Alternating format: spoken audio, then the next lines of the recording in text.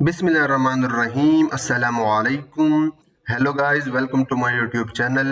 तो ये है मशीन लर्निंग का वीडियो नंबर 3, जिसमें हम देखेंगे running and testing phase machine learning में। गाइस, वीडियो बहुत इंपॉर्टेंट है क्योंकि मशीन लर्निंग के अंदर जाने से पहले आपको ट्रेनिंग और टेस्टिंग फेज आनी चाहिए। अब देखना, मशीन लर्निंग के अंदर बहुत सारे कॉन्सेप्ट है, आगे बहुत सारे एल्गोरिदम्स है, प्रोजेक्ट है, कोड इंप्लीमेंट करना है, रियल वर्ल्ड में यूज करना है।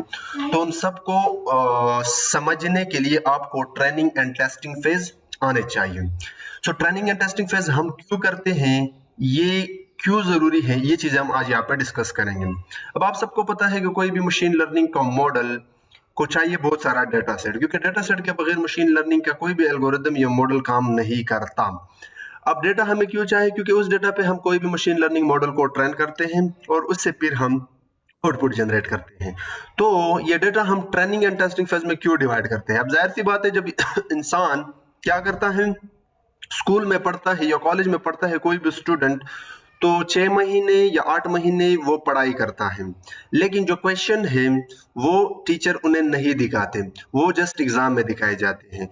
तो जो 6 महीने पढ़ाई है वो ट्रेनिंग है, और जो क्वेश्चन है वो टेस्टिंग है। 6 महीने उस स्टूडेंट को ट्रेन किया जाता है, फिर जब उस स्टूडेंट को टेस्ट किया जाता है तो उसके पास होते हैं क्वेश्चन, वो क्वेश्चन दिखाए जाते हैं ताकि वो आंसर करे। सेम यही कॉन्सेप्ट यहाँ पे अप्लाई होता है कि जो हमारे पास डाटा होता है उसका एक हिस्सा हम ट्रेनिंग में रखते हैं और एक हिस्सा हम टेस्टिंग में रखते हैं। ट्रेनिंग डाटा से हम मॉडल को ट्रेन करते हैं एंड टेस्टिंग डाटा से हम मॉडल को टेस्ट करते हैं। अब ये क्यों करते हैं ये जरूरी है, लेकिन इससे सबसे पहले हम समझते हैं डेटा सेट। ये हमारे पास डेटा सेट, ठीक है। अब डेटा आपके पास एक टेबुलर फॉर्म में होता है जिसमें एट्रीब्यूट्स होते हैं। Attributes are nothing but the columns, okay. जैसे कि name, brand, colour, price and sale, ये ऑल एट्रीब्यूट्स हैं और ये ऑल वैल्यूज है सेल्स में, और ये पूरा का पूरा एक रो है। This Honda brand 1 black 3 lakhs with 1 prediction और वैल्यू, ये पूरा का पूरा एक रो है। तो हम क्या करते हैं, इस डेटा को दो हिस्सों में डिवाइड करते हैं। एक हिस्सा देते हैं ट्रेन को, एक हिस्सा देते हैं टेस्ट को। जो भी हमारे पास मॉडल होता है उसको हम ट्रेनिंग डेटा से ट्रेन करते हैं, ठीक है। ये क्या करेगा, इस एंटायर ट्रेनिंग डेटा से खुद को ट्रेन करेगा। आप एक चीज आप नोट कर लेना कि जो name, brand and colour, price है, ये आपके इनपुट फीचर्स हैं। सेल आउट का टारगेट वेरिएबल है। हमेशा याद रखना, जो भी आपके पास डेटा होता है उसमें एक आउटपुट वेरिएबल होना चाहिए, यानी टारगेट वेरिएबल, यानी टारगेट कॉलम, जिसको आप लेबल भी कहते हो। तो ये जो सेल है ये हमारा टारगेट है। ये जो डेटा है ये कार्स का है कि किसी भी कार का नेम देने से, उसका ब्रांड बताने से, उसका कलर बताने से, प्राइस बताने से मॉडल आपको बताएगा कि इस कार की सेल हो चुकी है या नहीं। अगर सेल हो चुकी है तो वो 1 रिप्रेजेंट करता है, अगर सेल नहीं हो चुकी है वो 0 रिप्रेजेंट करता है। तो सबसे पहले तो डेटा को हमने, यहाँ पे ये पूरा का पूरा जो डेटा है ये तो जस्ट हमने एग्जांपल के लिए सिंपल सा डेटा उठाया है, लेकिन ये बहुत सारे रोज हो सकते हैं या बहुत सारे फीचर्स भी हो सकते हैं। Features are nothing but variables और एट्रीब्यूट्स और कॉलम्स, ओके। तो जब ये पूरा का पूरा डेटा आप इस तरह समझो कि ये 100% है, तो हम क्या करते हैं, 80% डेटा ट्रेनिंग को देते हैं। इनपुट फीचर से like name, brand, colour, price and sale से, इन तमाम इनपुट फीचर्स को हम एक्स से रिप्रेजेंट करते हैं, और जो आउटपुट टारगेट वेरिएबल है इसको हम वाई से रिप्रेजेंट करते हैं।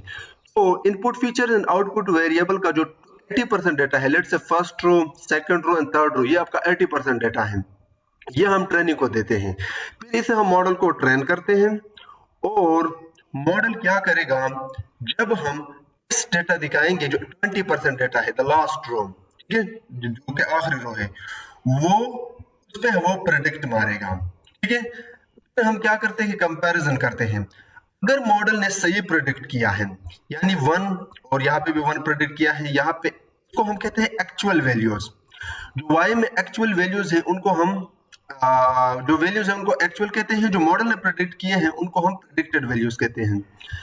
और यहाँ पे 0 है, यहाँ पे 0 है, यहाँ पे 1 है, यहाँ पे 1 है, यहाँ पे 0 है, यहाँ पे 0 है, तो इसका मतलब है कि इस मॉडल ने 100% करेक्टली प्रेडिक्शन किया है, यहाँ पे कोई एरर नहीं है। लेकिन अगर यहाँ पे 1 के बजाय 0 प्रेडिक्ट किया होता और यहाँ पे 1 प्रेडिक्ट किया होता 0 के बजाय, तो यहाँ पे इस मॉडल में डिस्टेंस था, इसके एक्चुअल एंड प्रेडिक्टेड वैल्यू में, यानी एरर्स था। तो फिर ये जो मॉडल होगा, अगर वो ये तमाम वैल्यू करेक्टली प्रेडिक्ट करता है, यानी जो एक्चुअल वैल्यू है और मॉडल का जो प्रेडिक्शन है वो इक्वल है, तो इस मॉडल की जो एक्यूरेसी है वो 100% हो सकती है, या 99 या 98 हो सकती है। सो 80% डेटा हम ट्रेनिंग को देते हैं, जिससे मॉडल को हम ट्रेन करते हैं, चाहे वो तमाम के तमाम इनपुट कॉलम भी हो सकते हैं, आउटपुट कॉलम भी हो सकता है। 20% डेटा हम टेस्टिंग को देते हैं, वो तमाम के तमाम इनपुट कॉलम भी हो सकते हैं, आउटपुट कॉलम भी हो सकता है। जब मॉडल ट्रेन होता है फिर हम उनको टेस्ट करते हैं, और टेस्ट के वक्त जो मॉडल ने प्रेडिक्ट किया है वो वैल्यू और जो डेटा के अंदर आउटपुट कॉलम में पड़े वैल्यू है, फिर हम उनका कंपैरिजन करते हैं, एरर कैलकुलेट करते हैं, मार्जिन एरर जिसे आप कहते हैं, जिसको हम आगे देखेंगे। अगर वो इक्वल है, थोड़ा सा फर्क है, तो फिर ये मॉडल की एक्यूरेसी अच्छी है। लेकिन यहाँ पे अगर डिस्टेंस बहुत ज्यादा है, यानी यहाँ पे 1 है, मॉडल ने 0 प्रेडिक्ट किया है, यहाँ पे 0 है, मॉडल ने 1 प्रेडिक्ट किया है, तो यहाँ पे एरर है, और इस एरर को हम कैलकुलेट करते हैं।